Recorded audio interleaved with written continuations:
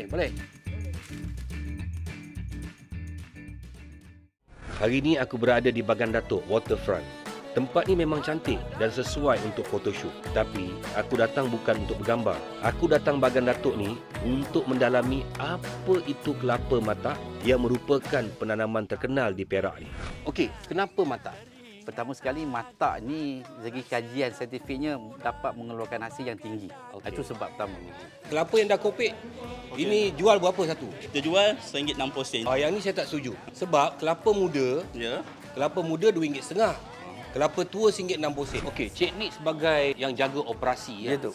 Jadi operasi ni satu benda yang amat penting lah dalam satu organisasi untuk bergerak. Ya, tu. Jadi bagaimana Cik Nik sebagai orang yang ketua kepada operasi seluruh Malaysia ni memastikan yang setiap PPK itu dia punya produk dia sendiri. Dia macam itu. Aku Rosyamno dan ini adalah Tour PPK. Okay, welcome back to Tour PPK. Hari ini aku berada di pertubuhan peladang kawasan Bagan Datuk. Ni Bagan Datuk. Ya. Okey, jom kita tengok apa yang ada dekat sini. Assalamualaikum. Waalaikumsalam. Selamat datang bagi Bagan Datuk. Khabar puan? Sekarang ni aku disambut oleh pengurus besar, pengurusi dan ahli jemaah. Dia pakai jemaah. Saya semalam dekat Selama, datang kat sini boleh tahan juga ke 4 jam juga. Ya, betul. 4 jam jauh. Tapi alhamdulillah semalam hujan sentiasa dan hari ini Allah bagi nampak terang benderang. PPK Bagan Datuk ini mempunyai 3,857 orang ahli dan 11 orang ahli jemaah bersertakan 31 kaki tangan PPK yang membantu ahli-ahlinya menjadi peladang aktif dan komersial sebagai pengeluar makanan negara. Assalamualaikum. Apa khabar? Petik cili Dia tak boleh petik orang. Dia petik orang macam ni, petik orang macam ni. Berapa pokok ada ni puan? 1,000 pokok. Dipasarkan di Katalah kita hantar mana-mana kan, kedai makan ke, hantar ke tempat ini kita hantar. dah berapa lama dah buat projek ni puan? Ini pusingan yang ketiga. So sebenarnya PPK Bagan Datuk ni aktiviti utama dia apa? Okey, untuk kali ini kita banyak fokus kepada kelapa lah. Kelapa? Kelapa kita memang fokus 100% sekarang ni lah. Kita cuma nak cari variety yang bagus, kita nak tanam kelapa sajalah. Berapa ekar ada? Okey, untuk projek korporat tapi kalau cari keseluruhan kita punya tanah di Bagan Datuk, kita ada lebih dari 9,000 hektar lah. 9,000 hektar kelapa saja. 9,000 hektar. Banyak tu. Banyak. Yang bawah PPK? Tapi yang bawah kita baru ada 120 hektar je lah. Ialah maksudnya PPK tu bukan tujuan dia lah untuk menggalakkan ke ekonomi persekitaran. Ya, betul. Maknanya 9,000 hektar tu satu kejayaan yang besar lah kan. Itu kan maksudnya 1 hektar tu keseluruhan tanaman kelapa di Bagan Datuk. Yalah. Bermakna nak menunjukkan bahawa kelapa ni memang dominan lah di Bagan Datuk ni kan. Semua orang tanam kelapa kan. Kelapa PPK ni berapa luas tanah yang dekat PPK ni? Tanah ni kita alhamdulillah kita ada seluas 5 ekar lah. 5 ekar. Dalam ni banyak projek sebenarnya. Ya. Kita ada projek cili bertegasi pada Nandita, kita ada kedai, kita ada pemuspulan kelapa sawit, kita ada pemasaran kelapa. Sekarang ni saya difahamkan yang sekarang dah jadi peladang outlet. Padang outlet ya. Nak tukar ni? Tak lagi ni. Salah satu kita ada 2 jenis peladang outlet lah. Satu kedai, satu lagi kita ada pusat pengumpulan. Jadi kita ini pusat pengumpulannya lah. Pengumpulan lah. Jadi kalau LPP biasa kita brandingkan sebagai padang outlet lah. Sini. Ini pusat pengumpulan kita lah. Assalamualaikum. Salam. Saya kenalkanlah Encik Faris lah. Cik Faris dia ni pusat bulan. Oh, yang jaga sinilah. Ya, betul. Okey, kalau kau nak tengok kelapa, ni kelapa. Kelapa muda. Kelapa muda. Yang ni yang kita minum tepi-tepi jalan ni, dia orang beli yang ni lah. Ya, betul. Oh, yang ni kelapa tua. Ni kelapa tua lah.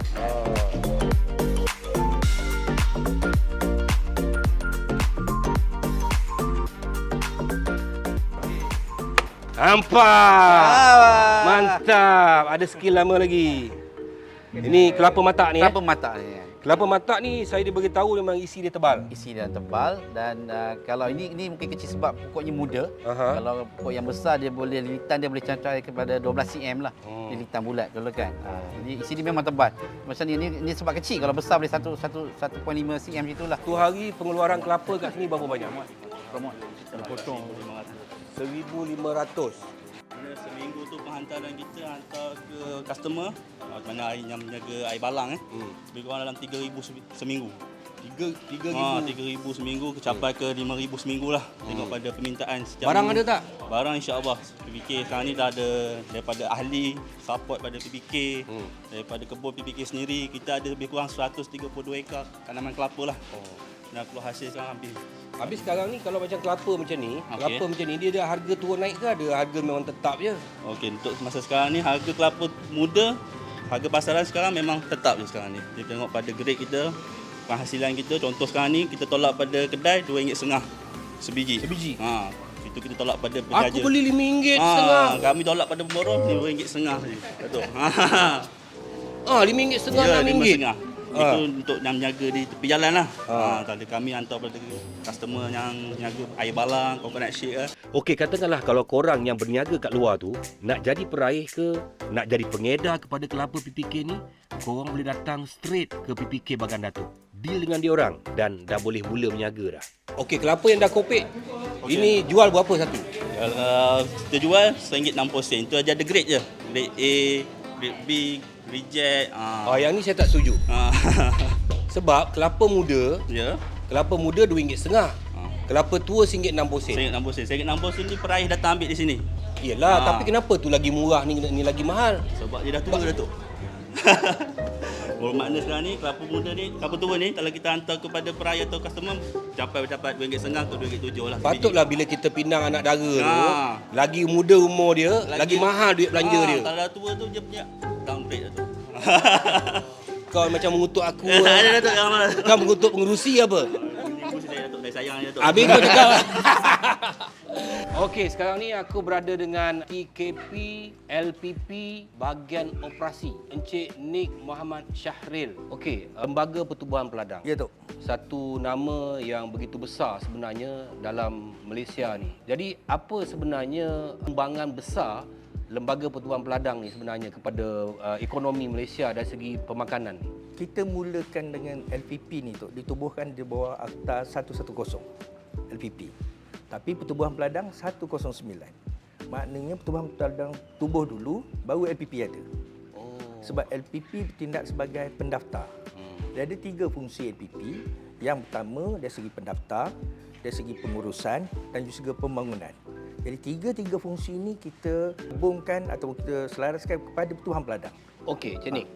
Saya tak nak cerita pasal LPP. Saya. Okey. Kita cerita pasal PPN. Ya, saya. Okey, berapa PPN ada dekat dalam satu Malaysia? Dia 14 termasuk Sarawak. 14 termasuk Sarawak. Lepas tu di bawah PPN ada PPK. PPK. Dia bermula dengan nafas tu. Nafas, PPN, PPK. Ada 3. Okey, sekarang ni saya nak cerita pasal PPN. Okey, PPN ni negeri. Okey, apa peranan PPN ni sebenarnya? PPN ni ahlinya adalah PPK. Dia macam tu. Jadi dia aktiviti besar ni maksudnya diselaraskan oleh PPN. Terutama dari segi melibatkan pemasaran sekarang ni. Yang itu yang kita tengok. LPP juga mula menjenamakan pusat pengumpulan mereka yang kini dinamakan sebagai Peladang Outlet. Hal ini bagi mengurangkan peranan orang tengah untuk memberikan pulangan terbaik kepada ahli. Okey, Cik Nick sebagai yang jaga operasi. Ya, tu. Jadi operasi ni satu benda yang amat penting lah dalam satu organisasi untuk bergerak. Ya, jadi bagaimana Cik Nick sebagai orang yang ketua kepada operasi seluruh Malaysia ni memastikan yang setiap PPK itu dia punya produk dia sendiri? Dia macam ni tau. Contoh kalau kita pergi ke Kelantan, dia associate dengan nasi kerabu. Dia ada benda yang kita associate, dia signature product. Jadi kita ni, kalau kita tengok sekarang ni, kita kalau masa yang dulu di bawah dasar agro makanan, kita ada sumber kekayaan baru. Yang ini tu. Yang macam ini. Selain badu durian, ini pun pendapatan dia tinggi. Habis kalau macam katakan saya bukan petani. Saya boleh jadi ahli. Ahli mesti dalam kawasan kendalian berterlibat dalam pertanian tu. Macam tu. Tapi kalau saya tanam pokok cili lima pokok belakang rumah, saya cakap saya petani moden, rumah punya tak boleh. Boleh tu. Asalkan Datuk fertigasi nama pun moden.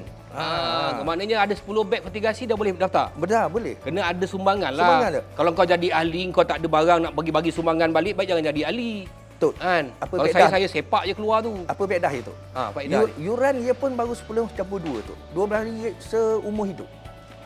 Mana ada Tok yuran RM10 Tok. RM1 sehari Tok. RM1 sebulan. Tak pernah Tok. Rokok pun mahal lagi Tok. Saranan Cik Nik kepada semua bos-bos PPK satu Malaysia. Saya punya saranan untuk mudah saja. Kalau kita sayang Tuan Peladang macam milik kita akan sungguh-sungguh. Kita akan jaga dengan penuh integriti, kita akan pastikan projeknya berjaya dengan baik dan kita akan mewarisi satu benda yang baik kepada masyarakat itu, generasi yang akan datang. Dan juga kita nak memastikan negara kita ini dari segi sekuriti makanan. Jadi saya mengharap Tuan Peladang ini sama-samalah dengan kerajaan dalam memenangi kos sara hidup dan juga memastikan Tuan Peladang ini relevan pada masa akan datang. Okey, korang tengok macam mana peranan secara detail juga yang diterangkan oleh Cik Nik tadi, bagaimana peranan daripada LPP, PPN, PPK dan harapan daripada seorang pengarah operasi. So thank you Cik Nik. Thank you very much. Okay, terima kasih banyak. Thanks, Tok. Terima kasih banyak. Okay. Okay. Saya nak pergi apa? Nak pergi ladang kelapa. Okey, sekarang ni aku on the way ke projek tanaman kelapa matak daerah Bagan Datuk. Kita nak tengok apa yang best kat sini. Stay tune guys.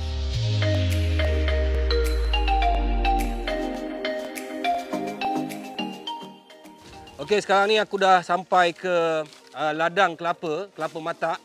Kelapa matak ni sebenarnya sekarang ni tengah musim hujan, jadi berlumpur sikit. Jadi kita orang pakailah kasut-kasut hebat ni. Okey, saya difahamkan bahawa tanah ni baru diusahakan selama 3-4 tahun. Lebih kurang dalam berapa ekar ni? 23 ekar. 23 ekar. Jadi maknanya ini adakah satu projek perintis permulaan daripada PPK Bagan Datuk? Ya, betul Datuk. Sebenarnya ini projek pertama sekali lah kita cuba mengusahakan projek secara korporat di PPK Bagan Datuk lah. Sebab asalnya dulu tanaman sini tanaman kelapa sawit sebenarnya. Kita tukar. Jadi kalau macam LPP negeri kan, melihat potensi kelapa dekat Bagan Datuk ni macam mana, Encik Zul? Potensi dia amat besar dan kita sebenarnya bukan saja di Bagan Datuk, malah di hutan melintang pun kita memang akan laksanakan dan telah laksanakan tanaman secara besar-besaran lah. Jadi potensi itu sentiasa ada dan cuma isu yang di sini ni adalah berkaitan dengan tanah sajalah. Selagi ada tanah, kalau ada memang kita boleh tanam. Tapi kalau tak boleh ke macam katakan kalau ada macam ahli-ahli PPK dia kata saya ada tanah, boleh tak PPK usahakan? Boleh? Boleh, memang konsep tu sebenarnya kita dah buat sebelum ni. Oh, dah buat dah? Dah buat dah. Terlambatlah idea saya ni. Tak adalah terlambat. Maknanya selaras lah dengan kita punya ni kan. MCKK. Jadi mana memang boleh lah kan? Boleh. Boleh ya. Jadi katakan paling kecil berapa kalau boleh nak? Kalau di sini kita dalam... Kalau katakan petani kan macam saya ada tanah kan. 1 ekar boleh saya buat kerja sama? Boleh. Boleh, kita terima. Boleh. Maknanya PPK akan tanamkan semua? Ya, betul. Jadi kongsi hasil lah. Betul. Mana PPK lebih lah, kita kurang sikit kan. Diorang memang dah buat pun. Diorang ada seluas 16 ekar tanah ahli dipajak dan dibangunkan. Seterusnya, kongsi keuntungan hasil tanaman tersebut. Okey, kenapa matak? Okey. Satu soalan bagus Datuk kan. Datuk pun soalan saya bagus sekali. Datuk pun tanya saya macam-macam variety kat sini kan. Pertama sekali matak ni segi kajian saintifiknya dapat mengeluarkan hasil yang tinggi. Itu sebab pertama. Kedua, juga sebabkan kita ada dapat orang kata akses benih yang daripada diperakui lah. Maksudnya dia mendapat sijil kelulusan daripada Jabatan Pertanian. Apa pula kalau benih tu benih matak, tanam je lah. Tak boleh Datuk. Asal tak boleh pula? Sebab apa? Pokok matak ni pokok hybrid. Okey. Apa maksud hybrid tu Datuk? Kereta hybrid dah pakai bateri. Bukan pakai bateri Datuk. Untuk kereta. Jadi pokok kelapa pun ada pokok hybrid kan. Kalau pokok hybrid bermakna kacukan daripada variety lain dengan satu variety lain kan. Jadi kacukan jadilah matak sini. Macam mana kita nak tahu? Macam saya tak tahu pasal kelapa. Macam mana saya nak cari pokok kelapa yang matak ni yang betul-betul power punya? Saya dengar ada apa Formula 1, F1 benda. Itu kita punya grade lah, grade kan. F1 tu adalah pokok yang betul-betul kita buat nilah pendemungan cara garanti. Walaupun maksudnya daripada pokok tananan tu kepada pokok Malaysian Yellow Dwarf atau contohnya kan, dia akan jadi matak lah kan. Itu kita garanti lah insyaAllah. Yang penting kalau kita nak pakai benih, dapatkanlah yang betul-betul F1 diperakui lah. Nak beli kat mana? PPK ada jual lah tu. Oh, ada jual? Ada jual, tapi stok terhad lah kan. Stok terhad. Tak banyak kita ada. So, yang ini kenapa dia, colour dia lain? Yang ni hijau, yang ni colour dia macam lain sikit. Okey. Ni kenapa ni? Okey, saya cerita dulu lah Datuk kan. Colonized tu dia punya pollen dia. Hmm. Pollen tu dia punya debu lah, debu bapa dia daripada pokok tananan lah, Filipina. Ada 3 jenis, ada yellow dwarf. Itu yellow, green dengan juga red. Tapi dia tak red lah. Kita orang panggil red tapi tengok macam orange je kan. Jadi kita warna ni bergantung pada mak dia. Mak dia. Kalau mak dia kuning, kuning. Kalau mak dia hijau, hijau. Kalau mak dia merah ataupun orange kan, orange lah kan. Pada tadi saya interview, asyik cakap pasal mak bapak dia mana? Bapak dia daripada Filipina. Yang mak dia daripada Malaysia. Dapatlah mata kan. Kenapa nama dia Mata? Singkatan dia tu, Malayan dwarf, tu yellow dwarf atau green dwarf, Malayan plus tananan. Jadi ma depan dia tak. Ma tak. Itulah sebabnya. Umur aku dah 55 tahun, aku selalu dengar mata baru ini hari lah jelasnya. Mana dia punya tangkai? Ni ya. Sangkut.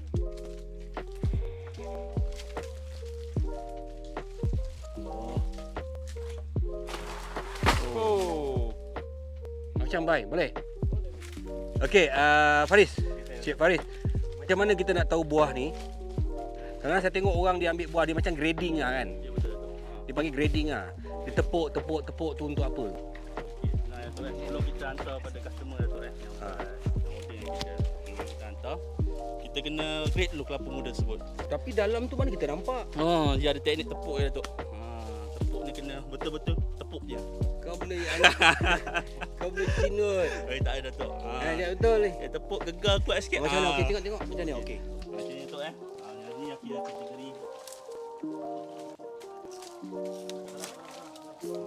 Ni dah kira kategori 2 lah Datuk. 2. Sebab dah ringan. Bunyi dia tengok. Ni bunyi dia pun dah tak macam dia kalau pegang pun ringan. Ini isi ingus Datuk. Isi ingus. Dia tepuk je gegar sikit kuat. Tu tampuk je putih. Oh yang ni. Putih. Ni hingus lah ni. Hingus. Kalau tebal sikit pada hingus. Tebal sikit pada hingus. Ya tu.